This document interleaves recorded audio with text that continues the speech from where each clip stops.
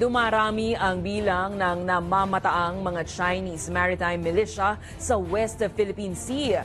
Ito ay sa kasagsagan ng isinasagawang balikatan exercises ng Pilipinas at ng Amerika kasama ang iba pang international observers.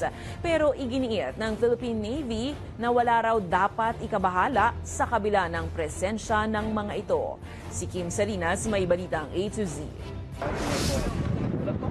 Sa patuloy na pag-arangkada ng taunang balikatan exercise ng Pilipinas at ng Amerika, tila sumasabay naman ang pagdami palalo ng mga Chinese maritime militia na namataan sa West Philippine Sea. There was a surge in the maritime militia from the previous 2 weeks, 69, 50 to 110 for this week. So there's been a surge in the presence of the maritime militia, specifically in Baholi, Masinloc, and Pag-asa.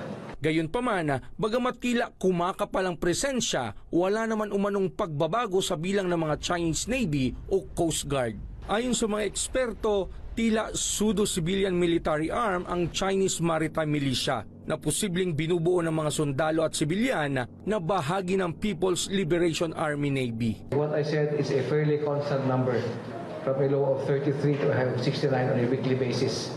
This upsurge is out of the normal.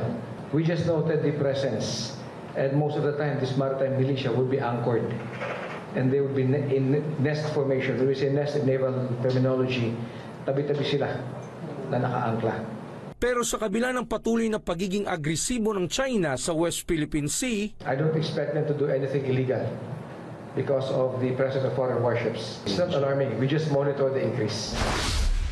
samantala, matatanggap na ng Philippine Air Force ang 4 na mga bagong mobile radar mula sa Melco, Japan, bunga ng government-to-government procurement. This is part of our developing our capabilities to be able to monitor air and maritime activities in our areas of concern.